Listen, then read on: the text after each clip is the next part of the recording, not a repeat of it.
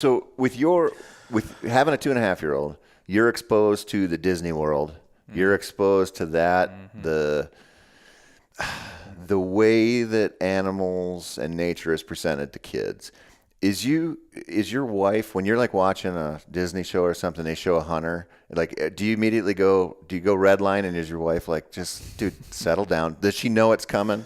Yeah, I mean, probably. Yeah, if you ask her, she would say yeah. I try not to think. I mean, I try to think about the general, like where hunting is a lot. Where are we right now? Where were we? Where are we? And try to have all those things be informed by each other. And I know hunting is not in the best spot right now. We could all say like, hey, we could do better at a lot of things. Numbers are going down. There's just a lot of things you could say. And I think that if you go travel back in time, Walt Disney was one of the reasons that hunting started to, at least hunting's reputation started to disintegrate in the mainstream. And so I do have a little chip on my shoulder for old Walt. I hear he was a nice fellow, but, some of those things that happened around when Bambi was released and on, it just started to, I think, create this unhealthy expectation with specifically like charismatic predators, but I mean almost all animals. Yeah, I mean that's the gateway drug, right? Yeah. But I'm curious about that because you said that you referenced the hunting decline or the license sales. We're seeing, you take a state like Wisconsin with a super strong deer hunting tradition, lots of people hitting the field every year, and then you see this attrition in the gun hunting crowd, in the firearm sales, and you can look at some of the traditional states and see that, and it's not a big drop yet, but it's consistent, and the trend is not our friend. Bow hunting, on the other hand, is actually going the other way, and there's a bright spot there. There's a bright spot with women coming in, and so, and I'm just curious with you because when I listen to your stuff or I hear some of these guys who are out there, doing the conservation thing and really promoting the education around it, I'm like, are we talking to ourselves? Like, do you get that impression, or do you think we're reaching the non-hunters? Yeah, I think it's a good question. I think there's a lot of hunting dogma and hunting rhetoric that doesn't make sense to the outside world. I mean, there just is. And I've seen, and it's just really not relatable, right? There's some just oxymoronic principles that we follow, but there's also just things that we fall back on that we've been told that are true, that maybe they are true, but the way that we talk about them and the way that we presume that everyone understands these principles is I think, an issue, and I think something we can all do a little bit better on. When we say things like hunting is conservation, or we equate these things in ways that make it like that have like built-in hubris, it's tough for someone that doesn't do this to see. And so our rigid, like all of our rigid worldviews and our ideologies and stuff that we know to be true, like we share these things and we've hunted and we know about conservation, so we know the relationship. But somebody that comes into it that doesn't know the relationship, I feel like a lot of times it's turned off by some of our rhetoric. And we pound our chests a lot. When people challenge us, you pound your chest a lot about conservation. And so for me, it's less about that. It's less about proving us right or wrong, but exploring the history of it, where it came from. And once you start doing that, you realize, this is, one of the most, if you look at conservation models across the world, this is the most successful conservation model. And it was created, backed, and funded by hunters primarily and anglers. So once you look at the actual facts, you can get to it. You just got to remove the rhetoric for people and make it real for them. And it's easier that way. Yeah. I mean, we know it's a message of, it's controlling the narrative. And when I say hunters have been historically dog shit at that. We don't control the narrative very well. We're pretty divisive, or we can eat our own real quick. And, that's a double-edged sword, right? Because I think Ranella said this, where, we're all in the same boat, but if somebody's shooting holes in it, you got to throw them out, something to that extent. And so it's like, okay, well, we can't just be in lockstep with everyone. We have to use some tact, and we have to craft our message. And I'm just so curious about that, because I feel like the availability of information is incredible now. Like I'm looking at this, I'm like, I've learned more about conservation, the Pittman-Robertson Act, and all kinds of random important stuff for what we do in the last half a decade, then it's just so much easier to consume and hear and get. But I'm like, are we still in just this echo chamber? Oh, we very much are. Think about important pieces of legislation that happened 100 years ago. The Lacey Act, the Antiquities Act, Pittman-Robertson, which is the Wildlife Restoration Act. Like all these things that happened at the turn of the century to shape kind of what we've inherited as a group happened generations ago. Yeah. And they're not, when you buy your license, it doesn't come with a list of, historical facts that you need to know. You don't get a chance, you don't get an opportunity to opt in or opt out of Pittman-Robertson excise taxes. They're paid whether you hunt or not. And that was an interesting one for me because I was doing a piece. I wrote a piece for Peterson's and then did some more coverage of it here the last couple months ago. And I did a little. I was like, I'm just gonna try to get 100 people that I know that are hunters, not industry hunters, just normal folks, and call them and just ask them a simple question: what is the Pittman-Robertson Act? And these are people that hunt every year. They've hunted their entire lives. 97 of 100 of them didn't know what it was. Yeah. And 2 of them were like, yeah, I know what it is, but it didn't really. One of them was like, yeah, I'll tell you all about it. And so it just goes to show you that there are these, like, the history we do have is important, and it is consequential. Once you start looking at it, it is amazing that the Pittman-Robertson Act has lasted since the 30s and is still funding state wildlife biology right now. Like, that is amazing. Go back and find other types of legislation and other types of outdoor pursuits that's lasted that long and has been that impactful. You can't. So all you got to do is look. And I think a lot of us are, just settle for the rhetoric and settle for knowing that those things are true without really, investigating. So I'm interested in it. I've been happy to find out that other people are too, but it's interesting to me to read about the first American Wildlife Conference where, Franklin D. Roosevelt stands up and gives a speech to 1,000 conservationists that were like rod and gun clubs and wildlife advocates and all these people. Like, it's awesome to read about that. It's amazing. And learn about it. I mean, I wonder, so when you go down that rabbit hole, I'm like, okay, you think about, in the 1930s, 1940s, where we were so much more connected to the land and it was so much more acceptable to go out and shoot a deer and eat it. Now, I think the message, I think that people are still passionate about preserving the land, being able to use the public land. I think the win we've got lately has been the awareness of the importance of public land, and outside of our little sphere of hunters. But I mean, any outdoor recreational user, I still don't think the message of the Pittman-Robertson funds, the conservation funding, I still don't think that message is reaching out there yet. And I was listening to Steve's podcast about guns where they were breaking down like how much target shooters are contributing, because it's like, it's a ton. Yeah, you go to the range with your AR-15 and you're putting serious money into conservation. And that's tied to the eagles coming back, bald eagles coming back, and all these things that, if you were you're sitting out there and you hate guns and you're an anti-hunter, you would never in a million years understand that this dude who owns an AR-15 and goes to the range 3 times a month is putting more money towards saving eagles than you've ever put in your life. And what I was thinking about, I'm like, I wonder how you could do that if you could do like a time lapse of an entire day at a shooting range and have a little ticker in the corner and just be like, whatever, however it works out to what, every 223 round fire down range is like this much, the piggy, 15 cents, the piggy bank. But wouldn't that be, I mean, I think it would be an interesting project to do if you just speed it up and you go, okay, I'll see all these guys coming and going and shoot, and you see the thing, and that's just one day in America in one place. Nobody gets shot, hopefully. Hopefully, so you don't pick the wrong day where there's an accident or something. But I'm just curious about that. I just think I think where we're at now, I'm optimistic in some ways.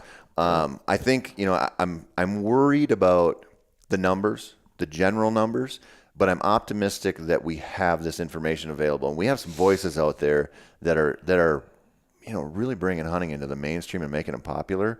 And I'm like, I'm in this middle ground. I'm like, man, I hope, for my little girl's sake, I'm like, I hope this is the thing I feel about it. I hope we're going that way. I hope I'm right, Yeah, it's a weird balance to strike, right? I mean, you just don't really know what the future holds. You don't really know what the American public is going to feel about hunting in 15 years. You just don't know. It certainly doesn't seem great. at this point. No. But they're like little. It certainly doesn't seem.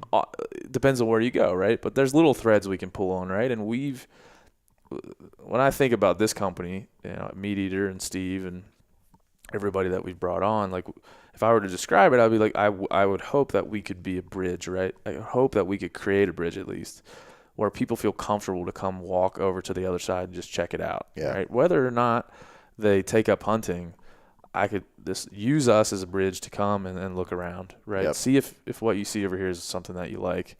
This hunting's not for everybody, but it certainly is. We have a lot of non-hunters that listen to a lot of our products and come to our live events and tell us that I don't hunt, but man, it's interesting what you're talking about. Like there's a lot of threads in what we do that pull into, we start talking about the farm bill. You start getting into big ag and into land use, and you start talking about wildlife management. You get into healthy ecosystems and you get into things like that. You start talking about handing our guns down to our children. You start getting into gun rights and whether we like, oh yeah, you want to register our guns. Well, that there's something you need to think about here. And so I think everybody starts to see like themselves reflected in what we do. And I think we've not done a good job of that in the past. Yeah. People don't see themselves as non-hunters reflected in hunters. Like they just don't see it. And this is not relatable enough, and we've not made it so because we've built this, like I said, these rhetorics and these rigid worldviews. So I feel like when people challenge us, it's just important to be like, yeah, it's the conversation that matters. Yeah, because if you create this really rigid community where you have to believe, like if you don't believe in this, and this, you can't be in. Well, then who's going to want to come into that? Who that's a non-hunter is going to want to come in if they have to believe these 8 things to get in? So I just feel like if people can hear us having conversations that are difficult and knowing that like this isn't always the way it's going to be, that's fine. And if we're going to take heat for that, I think that's I'm excited for it. But it's a worthy cause. And I think I think what's sort of this undercurrent here is like we don't, like you said, you don't know where hunting's going to be in 15 years, right? No. We don't know what's going to happen, but if there are enough people out there trying to figure out how to make that a positive, like make it positive in the next decade and a half or the next decade or 2 decades or whatever, there's some things I'm pessimistic about. I'm still optimistic about that. I'm like, I'm like, man, I want more people crafting this message because even, I love hearing you say that you have non-hunters come up all the time. They're like, hey, we're listening. That's powerful, man. And that's a recruiting tool in a way that maybe might be the most underappreciated thing in this industry right now. Like you and I come from a similar background, a similar place where that message wasn't being told. No. And and maybe at one point it probably didn't have to be, or it wasn't as crucial now, or crucial then as it is now. But there's no denying that message has to get out. It has to be done tactfully. Yeah. You have to be pragmatic. You have to do this right. And that's, I've talked about this on this podcast a few times where I'm like, the thing that scares me the most is when somebody's like you mentioned, you're either on our side or you're not, and you have to, defend everybody to the teeth. We're all in the same boat, and I'm like, man, I've met a lot of people I don't really want in this boat. That's what I'm saying, man. I always tell people like, listen, it just so happens that I believe in a lot of things hunters believe in. It just so happens that I have a lot of guns. I believe in the Second Amendment. It just so happens that I believe in healthy ecosystems and clean water. And like these are things that I would believe in whether or not I was a hunter. Either way, just from my personal experiences and the shit that I've done in my life, I know these things to be important. Mm-hmm. So like it just so happens we agree on that. But there's a whole lot of things with a whole lot of hunters and hunting I don't agree with. And I think there's just the way the world is right now. People want to make you scared. They want to make you scared to talk about that or scared to just have a conversation that maybe they don't agree with. People want to shut you off if they don't agree with you. We go on social media and create these bubbles that only people that agree with us live in, and we see only things we agree with. So I see that as being a pretty big problem. I do too. People ask me like, what's the biggest issue right now? I think it's that we can't really explore things the way we should because we don't want to piss anybody off. Well, yeah, man, that's fine. Good luck with that. Yeah. We should be able to tackle really tough subjects and still make it entertaining and fun, still have hunting be something we love, the thing that you and I grew up with. It can still be that, but we should never shy away from some of the tougher things that go on. For sure. I saw recently you went out and spent some time with Cameron Haynes Yeah. for your Hunting Collective podcast. Yeah. And I was in the keep hammering lair. I slept there. you look like you're a little more beast mode. Yeah, no, now. you see these traps? They're bigger. Like they're bigger than they were. So before we get into what I want to talk about with that, one of the first comments I saw after you posted that picture, of you guys watching The Bachelor together. We really did watch The Bachelor together. No, I know. It was legit. Somebody commented and said, "You know how I know you're gay?" Anyway, What? Come on, man. I'll tell you what. I'm not going to say his name, but I do a lot of stuff with one of the most well-known dog trainers in the world for the other part of my identity, which is in the bird dog thing. Yeah. And I hung out with him, did some photos last summer, did some training stuff, and him and his wife sat down at night. They popped some popcorn and they were watching The Bachelor and like super into it. The reason I bring that up, so Cam used to be a columnist at Bowhunter. I mean, yeah. way back in the day, he started out in print. He's done pretty well for himself, I think you could say. Doing all right. But I always use him as an example, right? He's real easy to be jealous of. He's a superhuman athlete. He just is. Oh yeah. Well, let me just tell you really quickly. I was over at his house, right? We were doing a live podcast in Portland, so I just stopped over and we were doing a podcast and hanging out. And he was just like nonchalant. He was like, "Yeah, I'm tired, man." I'm like, "What's going on?" He's like, "I just ran across the Grand Canyon and back 3 times." Yeah, I was like, Courtney. "When? Like when? Today?" Or like yesterday night and today.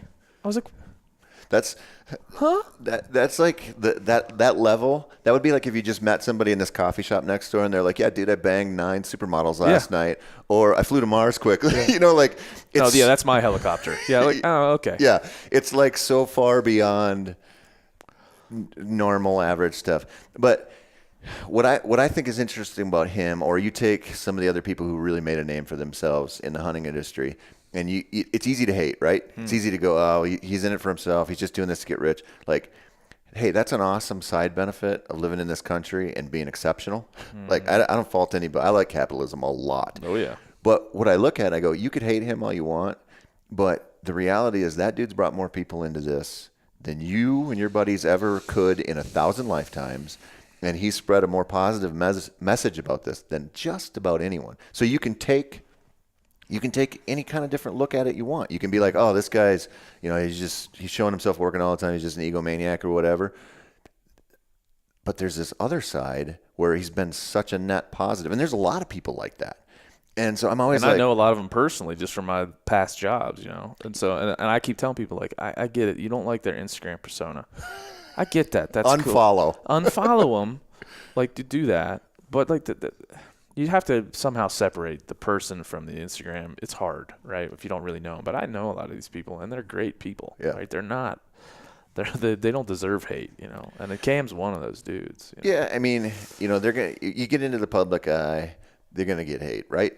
But I just look at this. I'm like, as hunters, if we're preaching like, "Hey, we're on the same team," like, let's look at this and go, "Man, is this person a net positive for us?"